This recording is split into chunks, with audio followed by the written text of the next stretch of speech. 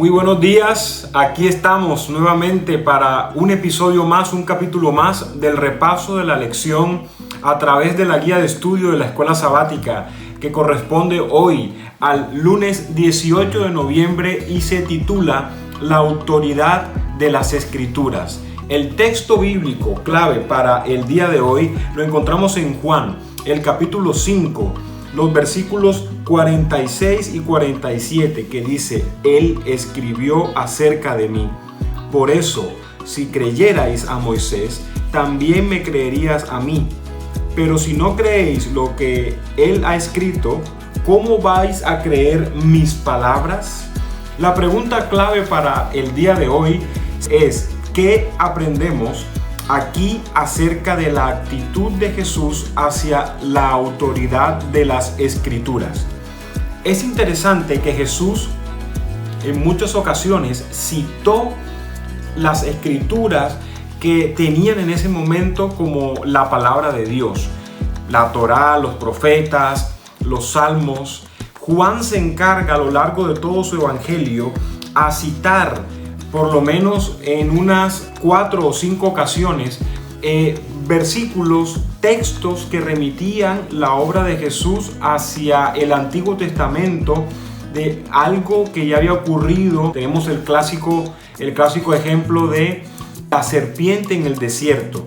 Ahí en Números capítulo 21 vemos cómo Juan introduce ese texto diciendo que Jesús lo menciona, diciendo que él iba a ser levantado igual como se levantó la serpiente en el desierto.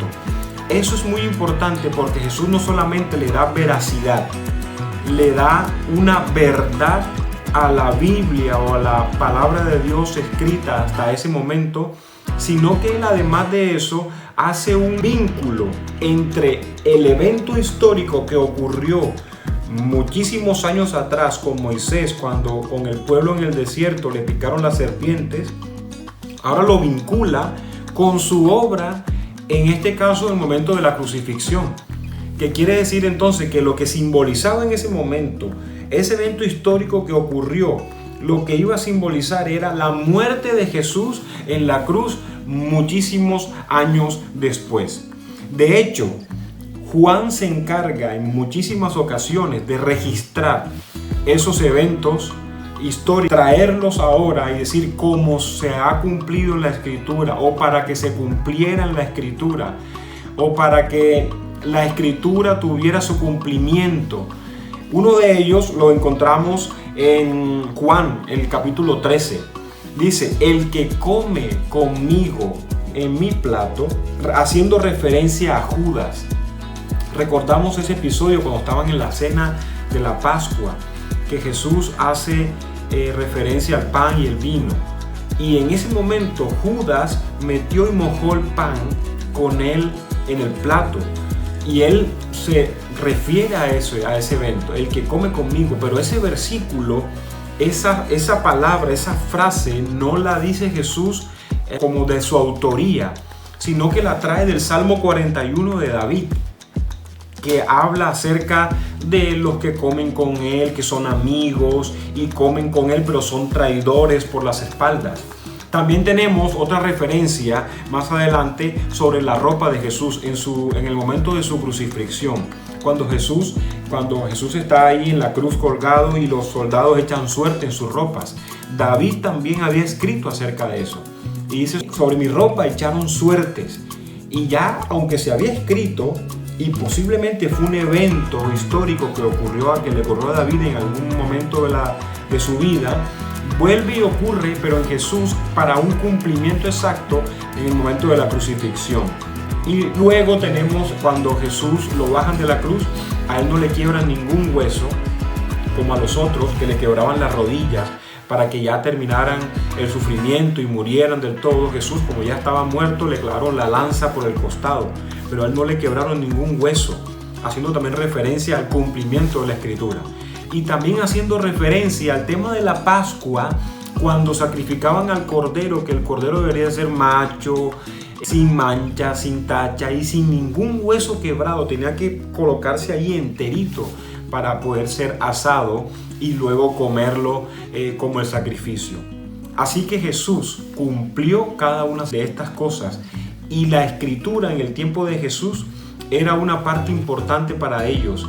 Era lo que se estaba cumpliendo de todos los años que los profetas, que los autores estaban escribiendo acerca de Jesús. Ahora hoy tenemos un compendio mucho más grande. No solamente tenemos la Torá, no solamente tenemos los profetas, los Neviín, los Ketubín, que son los profetas mayores, los profetas menores y los salmos. No solamente tenemos eso, sino que también tenemos ahora todos los evangelios y la historia sigue y hay más profecías y hay más cosas que se han cumplido y que se van a cumplir.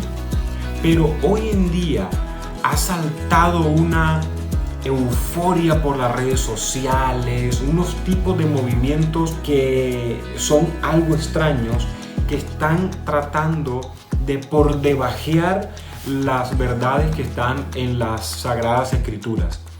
Tratan de decir que la Biblia es mentira, que es un cuento de fábulas, que es un mito. De hecho, desde finales del siglo XIX, principios del siglo XX, salió un movimiento que se llamaba la teología liberal.